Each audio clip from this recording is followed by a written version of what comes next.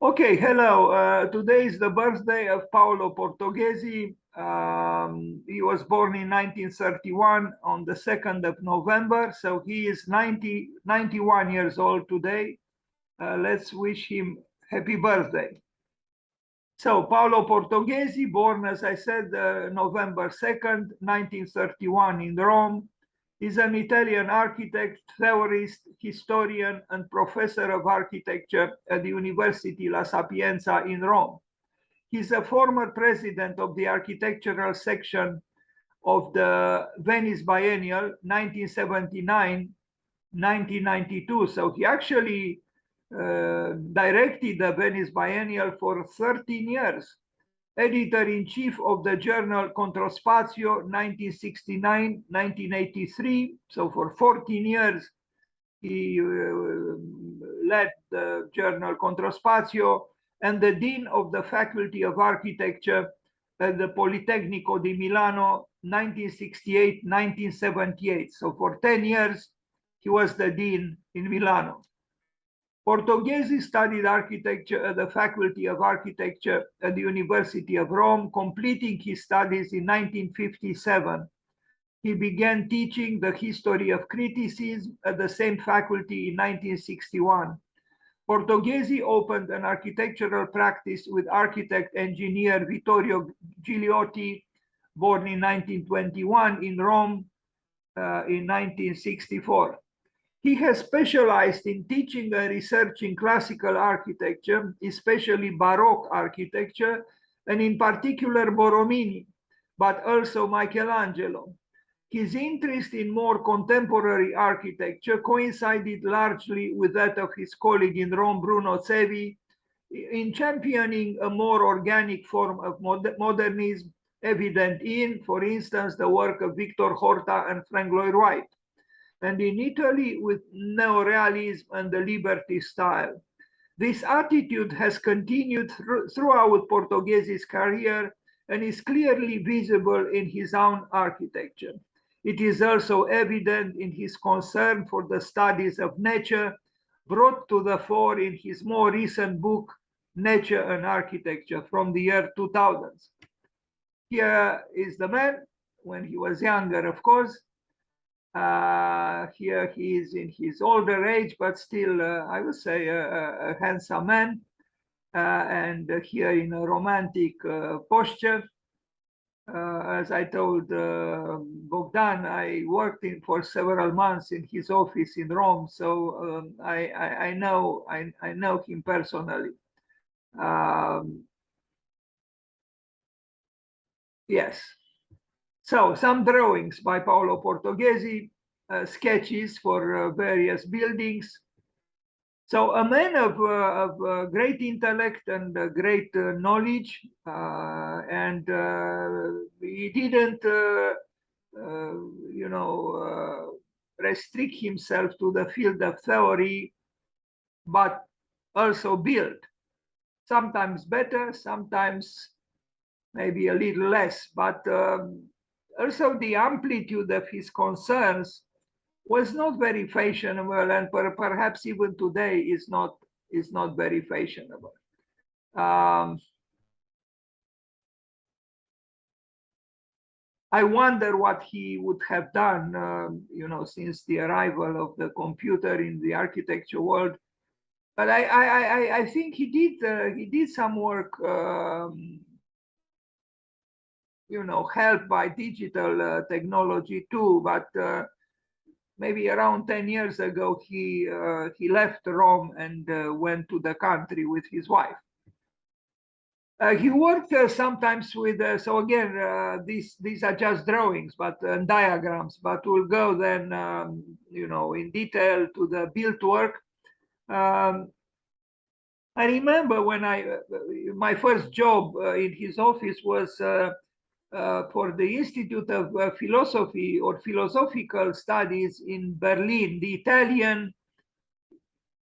I forgot exactly the name of the building, something like this, like Institute of Philosophical Research or Institute of Philosophy, an Italian one, but in Germany.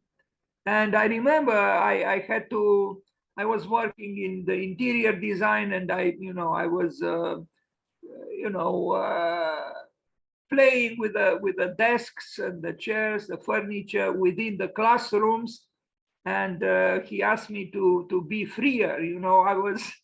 I was placing those pieces of furniture as the schools are in Romania, but he was against rigidity and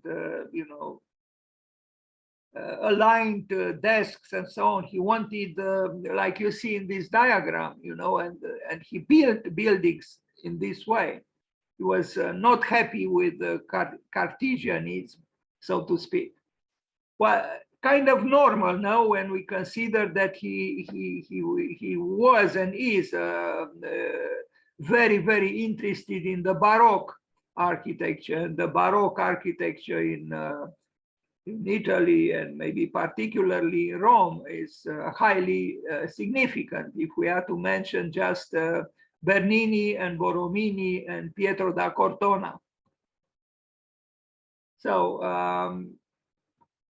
this is, he actually built it, a Center for Islamic Culture in Rome, quite large, and you are going to see it. So let's look at some of his built works.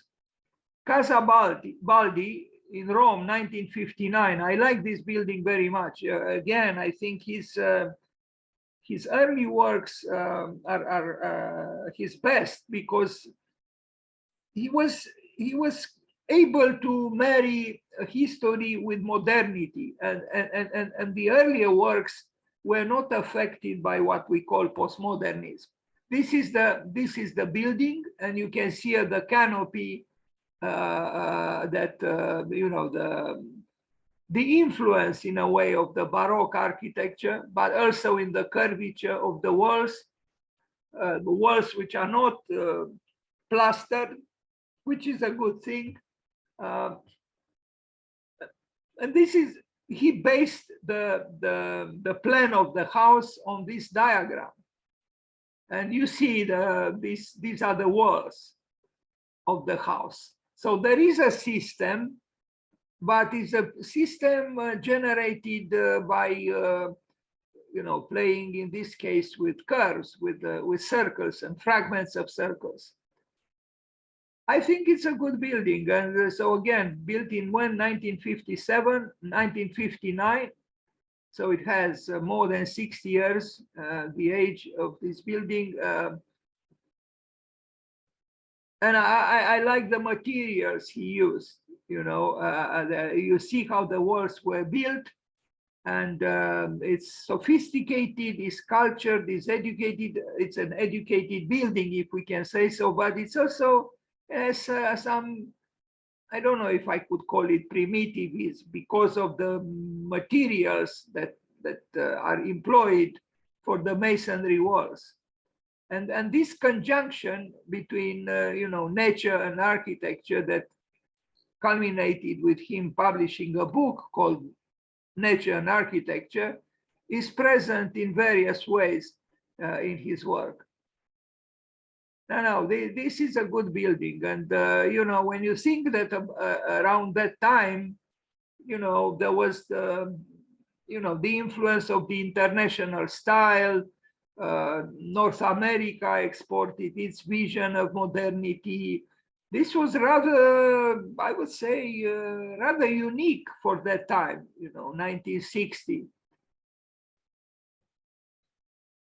Casa Baldi, 1959, Paolo Portoghesi.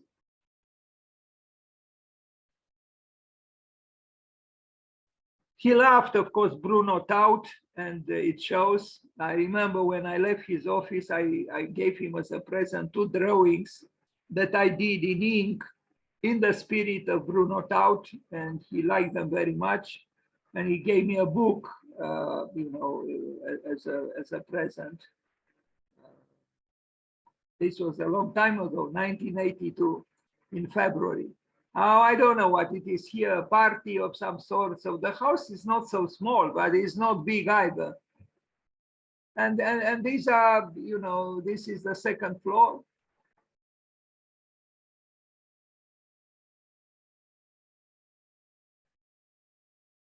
So even if he used curves, you see these curves are controlled by, I mean, rigorously by, knowing the center of the circle they would have been part of.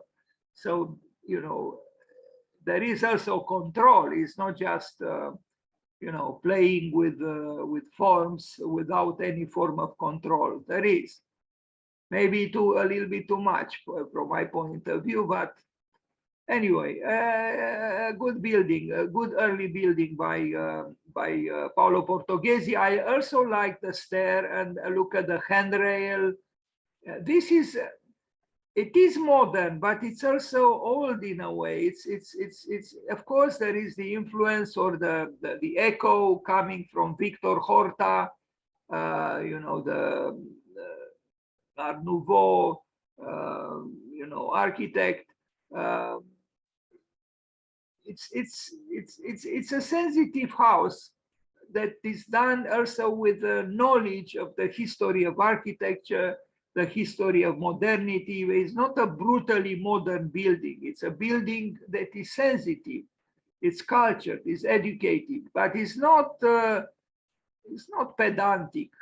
Exactly because he was wise enough and courageous enough not to hide the process of building the walls, and even leave concrete, raw, I mean, exposed.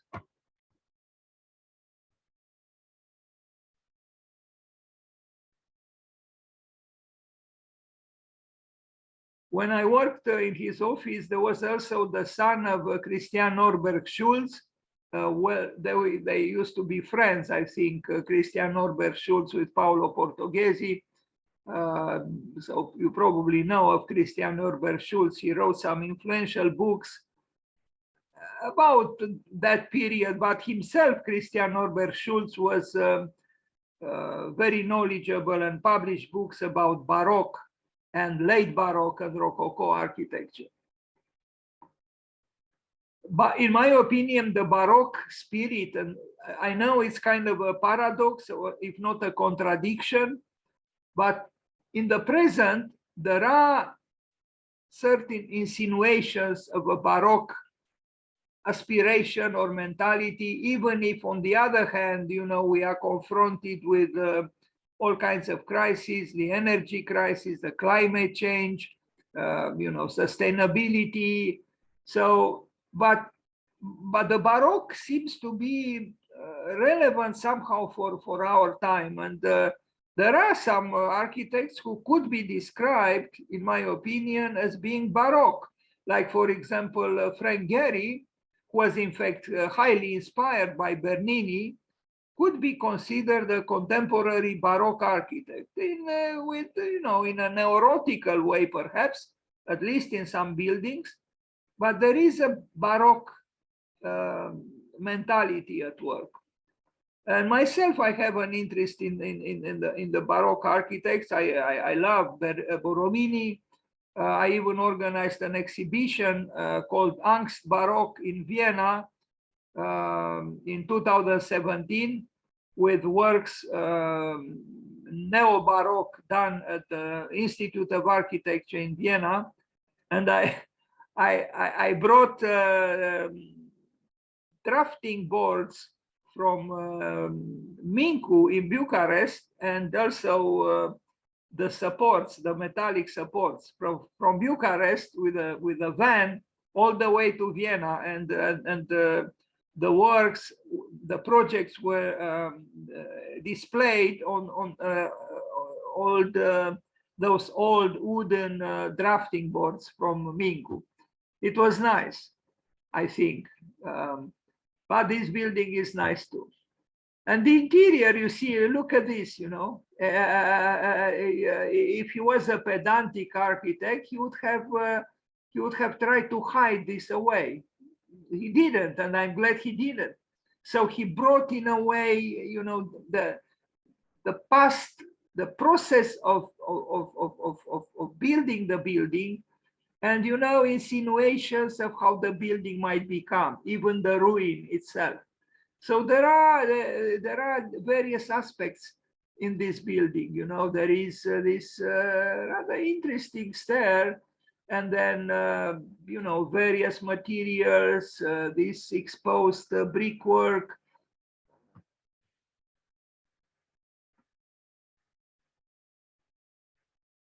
I like this building because it is modern, but it's not only modern. It also connects with a certain past and also with the history of architecture. Uh, Even the furniture he employed is, you know, not the typical contemporary furniture of the time when the building was built. And look at the ceiling here.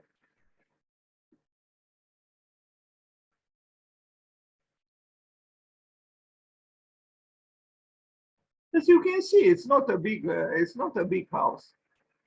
I mean, you know, we know much larger buildings than this one, private residences.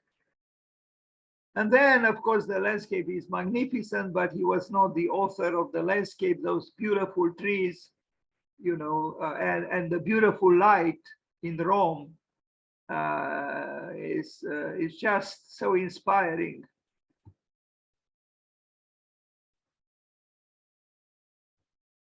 Another house, Casa Andres Candrilia, 1964. I don't know if I have enough pictures here, but even this picture, and I wish I had a better resolution for this picture, but it's still rather interesting. He employed concrete, and we are going to see some very good work done for a chapel, also in concrete.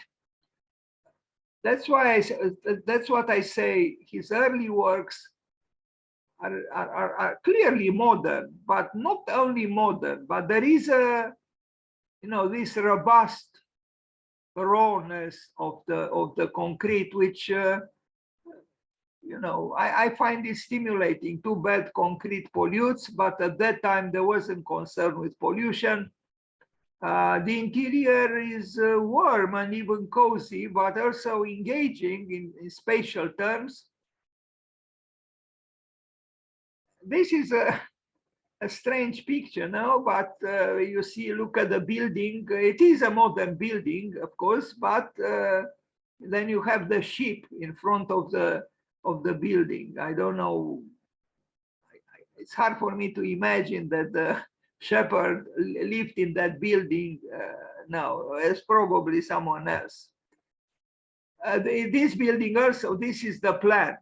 So the plan is also generated by you know, these circles, and you see he was interested in finding some kind of a balance between order and disorder. The order is generated by you know, controlling through geometry, yes, circles, and then the choice of this so-called control is actually, you know, could be considered as you know, rather capricious. But I kept saying that you know, capriciousness is part of an artist's job. It doesn't matter. You cannot totally be. It's impossible and even not desirable to be totally objective. Another house, Casa Bevilacqua, 1964. Again, concrete, modern work. I truly think his early works are his best. We are going to see some of his later works as well.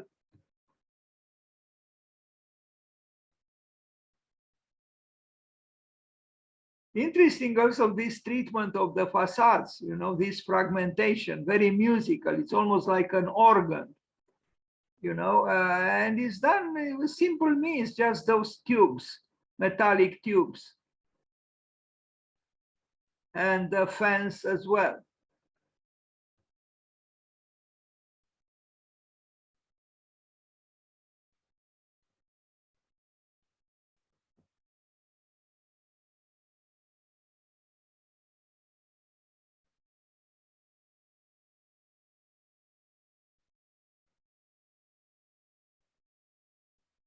Paolo Portoghesi.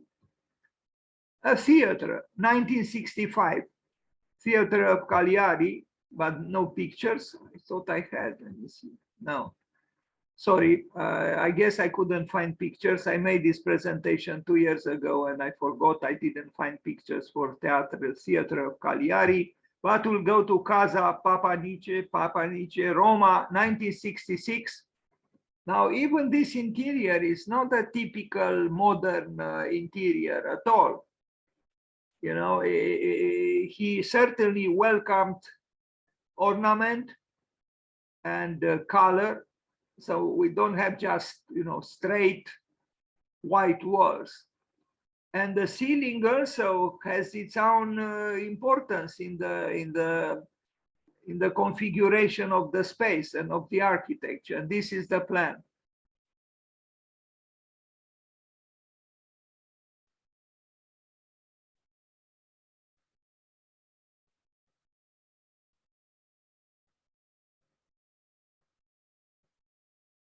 We actually saw a few pictures of this building previously. You remember my comments about the organ. Those pictures should have been here. Sorry, they were misplaced a few slides before. He had a vision. He had a personality in his architecture. There is a certain femininity, a feminine sensitivity, I would say, in his work. Now, this man, well, you know, led the Politecnico in Milano for 10 years. So he was obviously very capable also. And I didn't mention, you know, the many years he was actually the main, you know, force, so to speak, in the Venice Biennial from 1979. I thought that it started in 1982, but it seems it started 3 years earlier. So this is another house by him. Interesting, these, you know, balconies, you know, there is a certain peculiarity in his architecture, you know, the way he extended the interior space towards the outside through these you know, small balconies of a rather private character.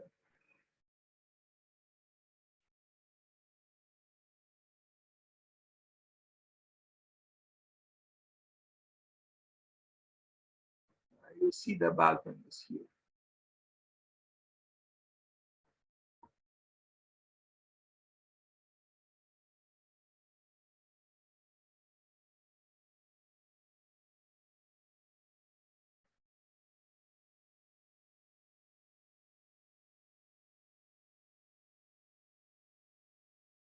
So he was, because they died, both Aldo Rossi and Carlos Scarpa.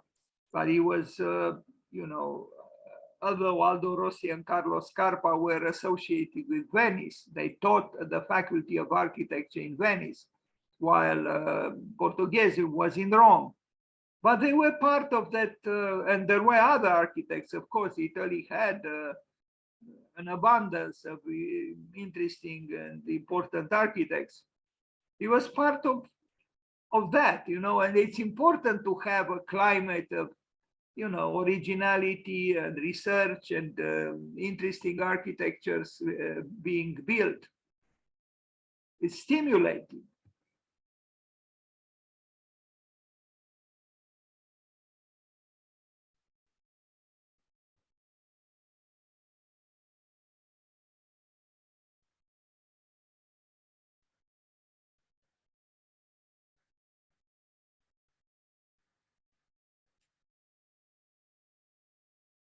Now this one, this church of Sacra Familia, the Sacred Family, no, Sagrada Familia, if we are to recall Gaudi in Barcelona. This is in Salerno, 1969. And concrete through and through, modernistic through and through, but the interior has certain spatial modulations. I don't know how to call them. You see here his methodology also employed with these circles, and then generating the space of the inside of the interior, by manipulating fragments of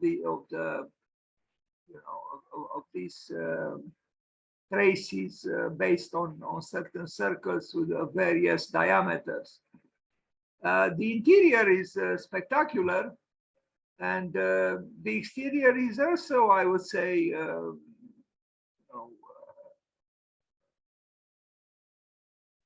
interesting enough. But the interior I like because it is, it suggests some kind of a womb, and probably appropriately so. And I like the ceiling. It's not that it has a certain drama, and this helps.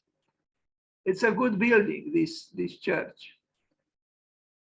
Concrete, a lot of concrete, yes. Sacred Family Church, Paolo Portoghesi, 1960, I forgot, 1969 or so. He was different from Carlos Scarpa, although Carlos Scarpa in the Brion Cemetery used also concrete, but they are different. There are certain points of intersection, but Portoghesi is Portoghesi and Carlos Scarpa was Carlos Scarpa.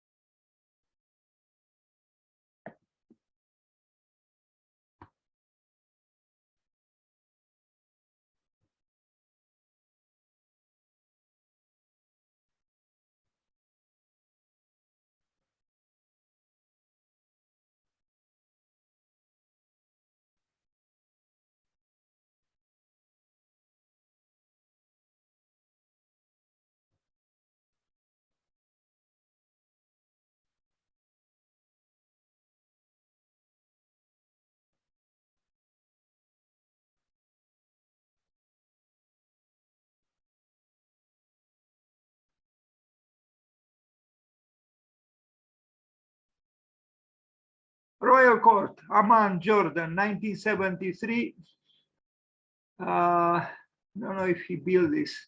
No, I don't think he did. It's just a project. But it could have been an interesting building or a cluster of buildings, but it was not built in Jordan. But he had he built interesting buildings, or had a concern for serving also religious. I mean, after all, he built, as I said, the Center for Islamic Culture in Rome, which is, of course, the city of Christianity, of Catholic Christianity. Is the Pope is there, and the Vatican is there, and San Pietro is there.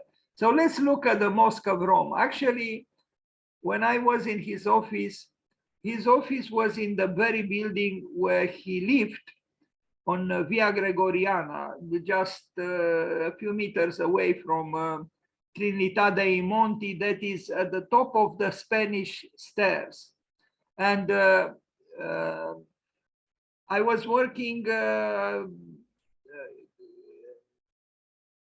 well, he had like two offices, one above the other. Underneath the office where I worked, people were working, architects were working on the Mosque of Rome, which you are going to see now. It began the project in 1974, but I was there in 1981, and they were still working on the Mosque of Rome.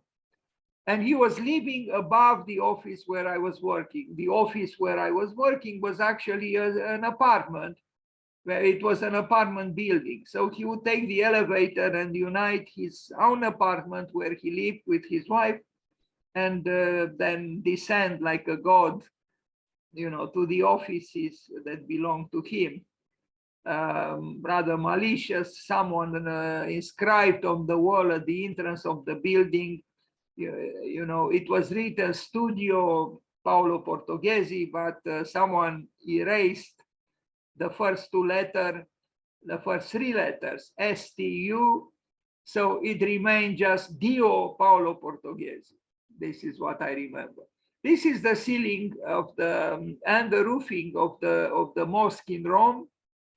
I think it's good, was good in intentions, bringing the labyrinth, to architecture. But I don't know, towards the outside, I think the building, for my taste, is a little bit static. And it seems it's almost like, a little bit neglected, or the details, were not properly resolved. I don't know, but inside there are interesting things happening.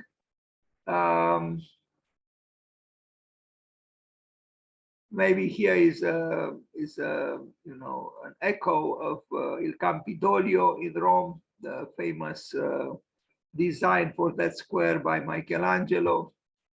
And look at the interior again. This was now in late 70s, early 80s. Well, postmodernism began to assert itself, and maybe it's felt here as well. But there are interesting things. The problem is, and I think there is a problem, some of the spontaneity, maybe he couldn't be as modern as he would have liked, as he was in the church we just saw. And there is something didactic and a little bit decorative here, which I think would have disturbed someone like Kenneth Frampton. But how many architects at that time, and in our time as well? Well, in the present, strangely perhaps, someone like Zaha Hadid, she was moving in this direction in a way, towards an increasingly ornamental parametry. But here, before parametry, we see the concerns of Paolo Portoghesi for, I mentioned the labyrinth, for ornament. Maybe if I am to become more lyrical, the foliage of the tree. Too bad that this is not really expressed towards the outside. At that time, they were not working with computers. So you see, this was a rendering done, manually.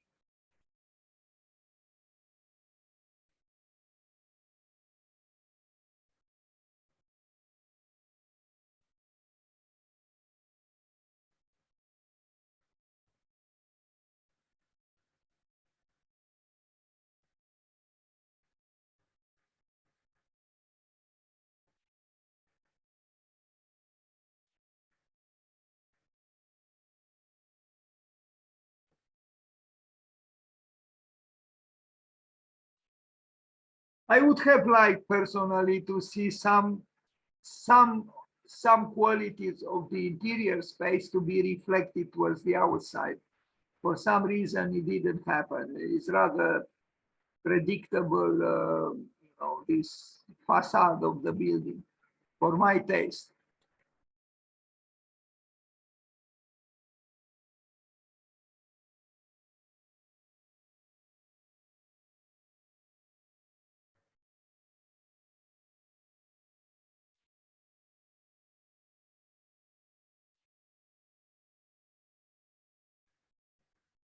You see, there is a change between the church we just saw and this building. There is a church. Maybe that change had to do also with the client, the requirements of the client is possible. Academy of Fine Arts, L'Aquila, but the change kept manifesting itself. Something happened. I continue to think that his early works are the best in his oeuvre. Here,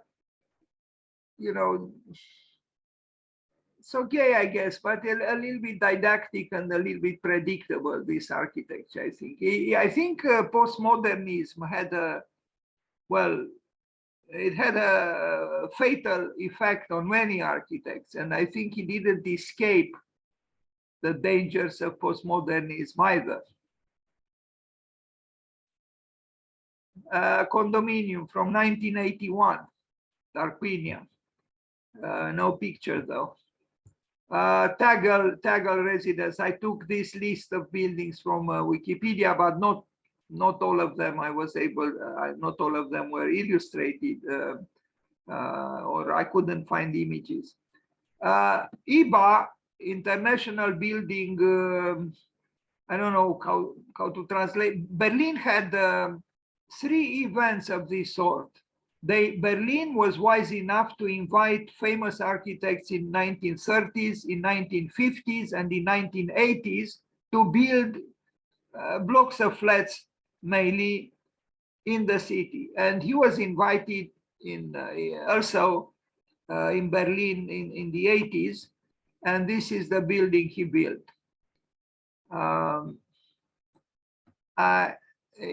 That's why I have only one image, because I'm not very convinced about this building, but you know, it still stands out somehow. It is postmodern through and through, but a little more, less superficially than the postmodernism practiced by many other architects. Le Terme di Montecatini in Pistoia, 1987. Here we are very close to an architect he actually admired, that is Imre Makovec, or Makovec. His birthday is in November as well, a Hungarian architect about about whom I will talk, you know, I don't know, two weeks later or something like this.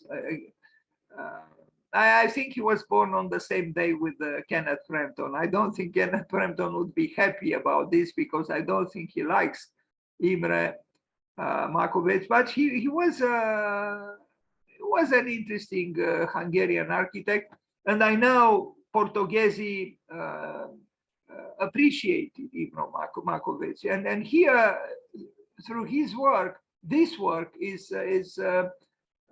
connects somehow with the works of Imre Makovec.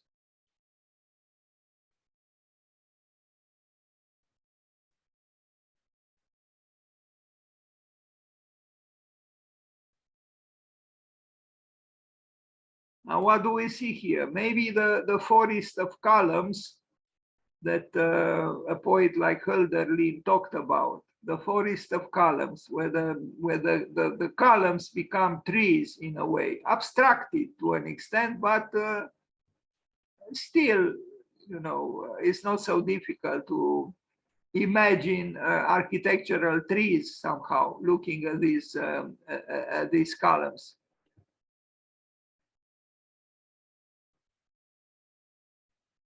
Of course, architecture can happen in many ways. There is an infinity of possibilities. This is one of them. There are others.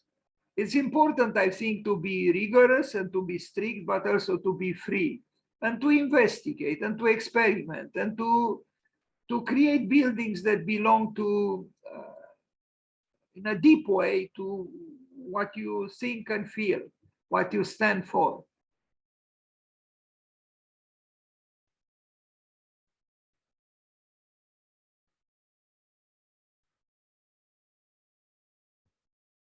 La Politeana Theatre, Catanzaro, a later work.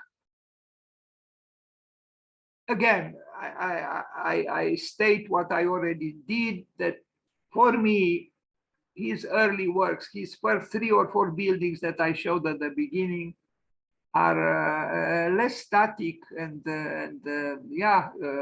more convincing. His later works are a little bit, for my taste, a little bit predictable in the, you know, symmetry and, you know, I don't see much of an adventure here. I think a good architecture is also at least in modernity, an adventure, a pioneering work. Now, in this case, he was dealing with an existing building, which he tried to, to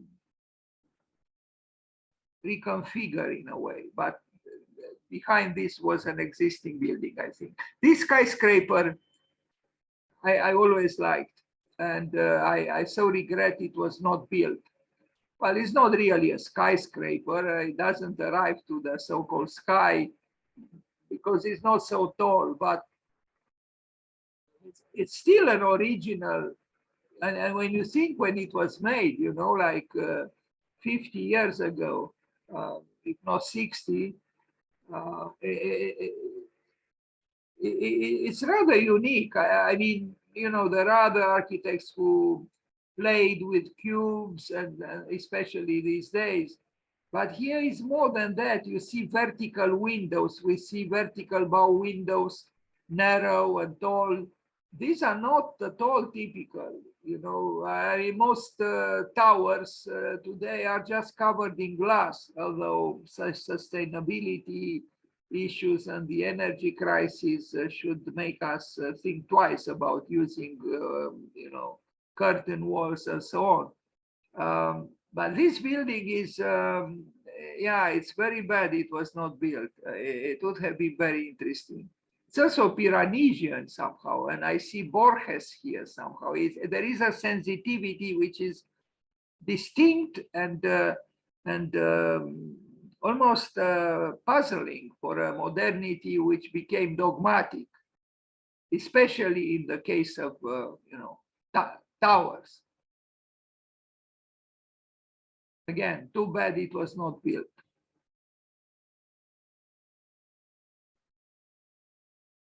But architecture, I think, benefits also from buildings which were not built.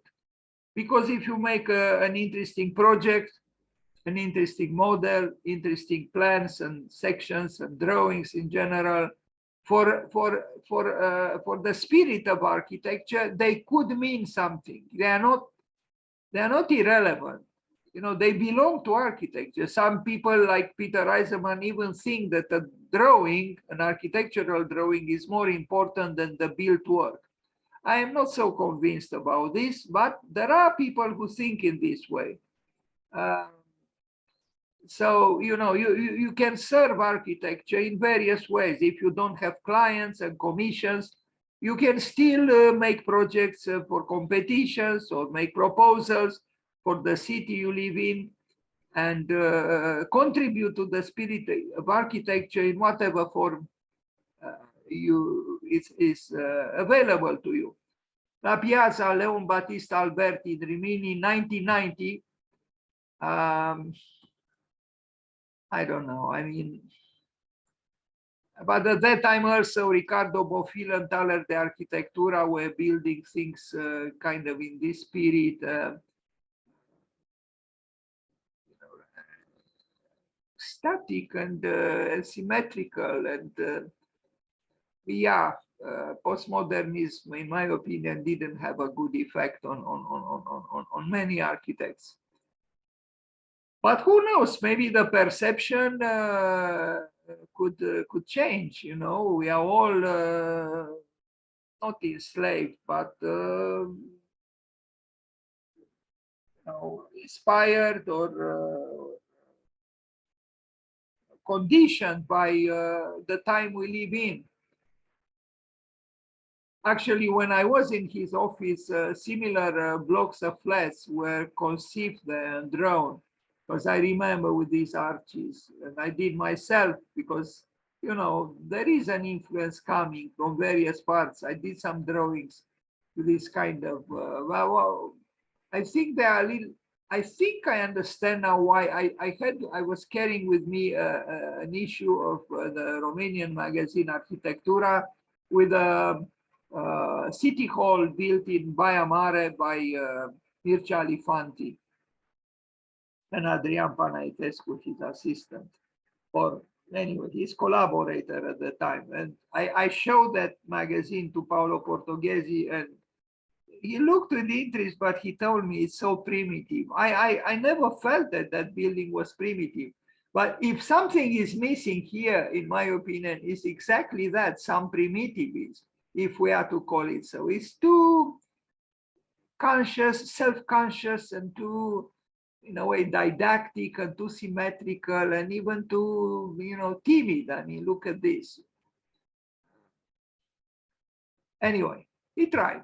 He tried to do something, and he did. The table, we see his liking for the curved wood.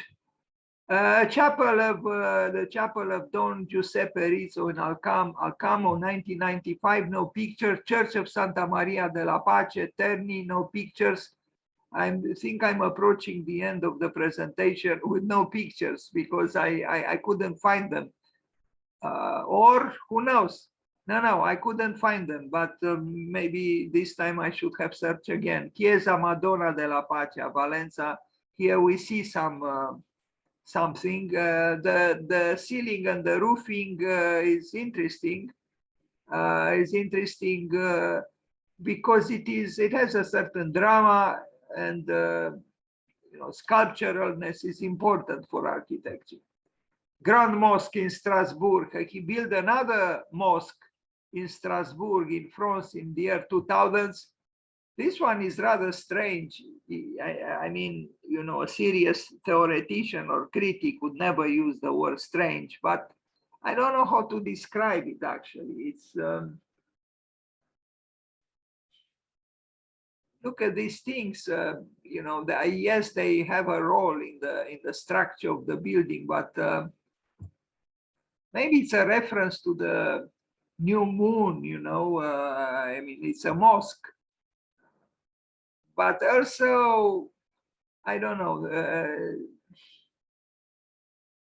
Yeah, I find them a little bit strange, and particularly this. But it is still somehow an interesting building, almost unique, maybe because of its idiosyncrasies. In a way, it's a difficult building, although, I mean, for perceiving it or evaluating it critically. Although it appears to be not so complicated, I don't know. I'm really puzzled by this building. So he built two mosques and rather large buildings, the one in Rome and the one in Strasbourg.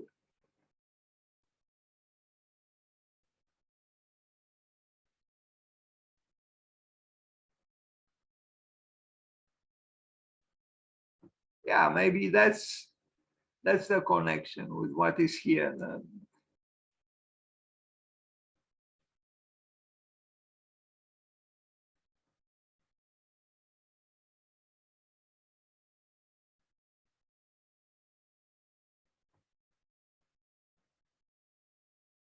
But what bothers me a little is this base, this pedestal in a way, of two floors is, I don't know, maybe the requirements of the program. Well, I'm not sure because I had seen, in fact, I think for this very, I'm not sure, but I'm not sure if for this particular, maybe I'm wrong. Let's see if Zaha Hadid was not doing herself up. Yes, yes.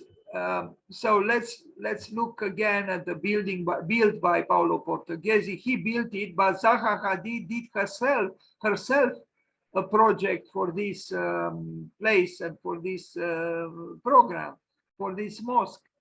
Personally, I like more the work proposed by Zaha Hadid, but it was not built, unfortunately, in my opinion.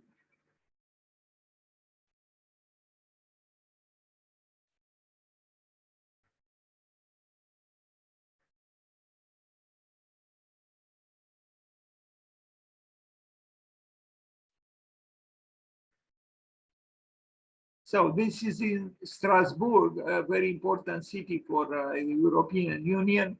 And now we look at her project for the same thing, for the Strasbourg Mosque.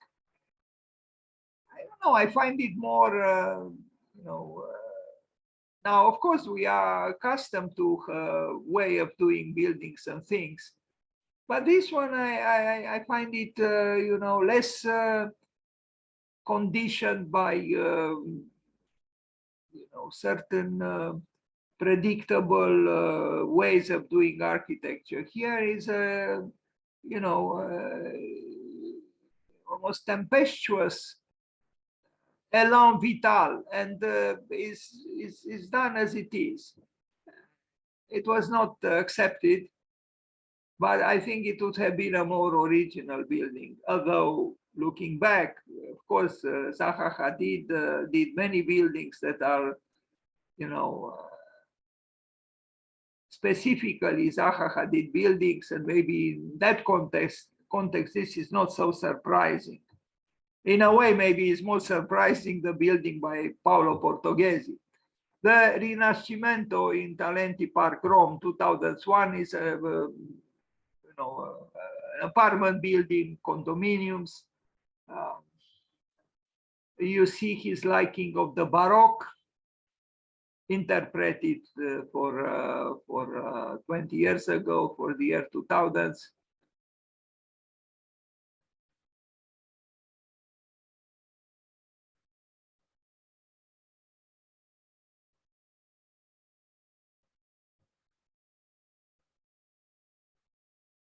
I like the way he eroded this facade. It's almost like, this is like a large-scale erosion of otherwise blank facade. So he excavated or excavated, if there is such a word, within that wall.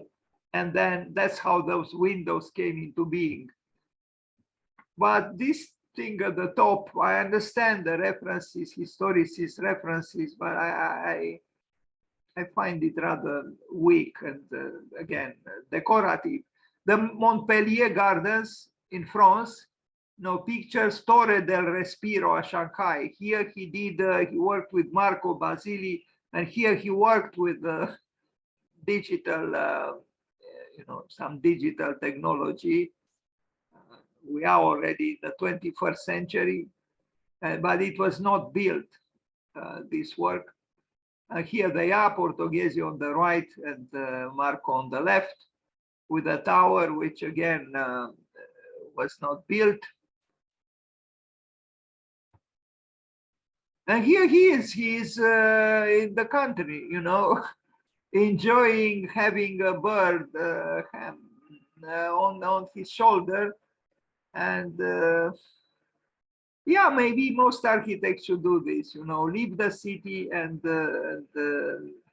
enjoy the country life and the proximity of, some animals, birds, or otherwise, flowers, plants, and serve less the continuously challenging and domineering urban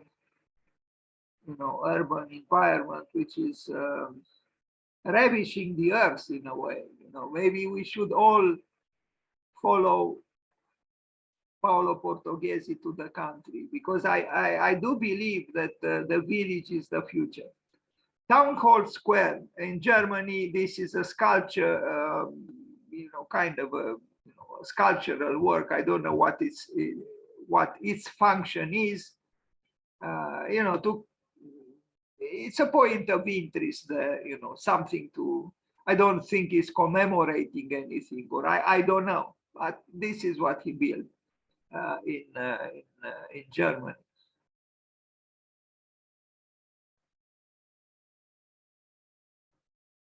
Headquarters of the Royalties Institute, St. Peter's College, Oxford, UK, no pictures. Public Square, Shanghai, China, 2006, no pictures. Cimitero Nuovo di Cesena, 2011, no pictures. Sorry about this, I couldn't find them, but I think we still covered a lot of his works.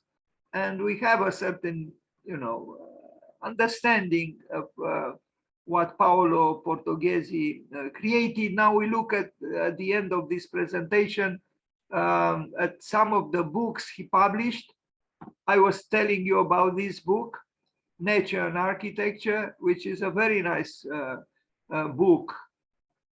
I almost said perhaps a little bit too nice and a little bit too predictable, the relationship between architecture, which is at the bottom, and nature, which is at the top. Too literal somehow, the similarities are too literal, I think. But the goal of the book is good, to show possible relationships between nature and architecture. His beloved Francesco Borromini, The Rome of Borromini, architecture as language, a book by Paolo Portoghesi. He is a great connoisseur of Borromini. Now a book that he published, where he wrote about Victor Horta, and some echoes of Horta's work can be found also in his work. A very important Belgian architect, Victor Horta. Then Paolo Portoghesi, architect by Francesca Gottardo. As a man of culture, as an architect who was and is an intellectual, books are very important for him, and books about him, and books he wrote himself. So this man who drew and built also was very connected with the art of writing. And I recommend, I suggest to read some text by him, because for someone like Kenneth Frampton, Paolo Portoghesi is more important as an intellectual architect and as a critic and theorist than as a builder. That's what Frampton thought. But, the future might decide about this better. Au-delà de l'architecture moderne, beyond the modern architecture, of course, his own efforts are kind of part in this sense. Here we see Aldo Rossi with his Teatro del Mundo, and Venice, of course. And Paolo Portoghesi, The Architecture of Listening, someone entitled, so the title of the book, The Architecture of Listening. Usually architects don't listen too much, but for this author, it seems Paolo Portoghesi is listening. I don't know. That was what he thought.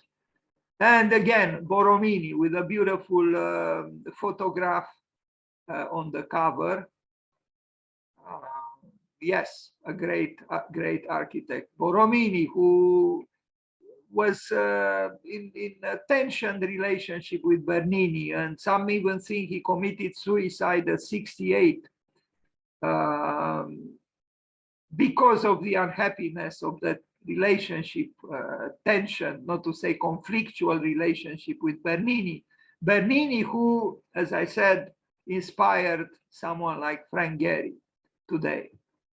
And I said that he had a liking and an interest in Imre Makovic, whose birthday will be this month, and I will talk about him, Hungarian architect, and he wrote about him, as you can see. And The Hand of Palladio, another book, The Hand of Palladio. Rome of the Renaissance, Paolo Portoghesi. That's it. So let's wish him happy birthday. Let's hope he will be next year 92 years old. Thank you.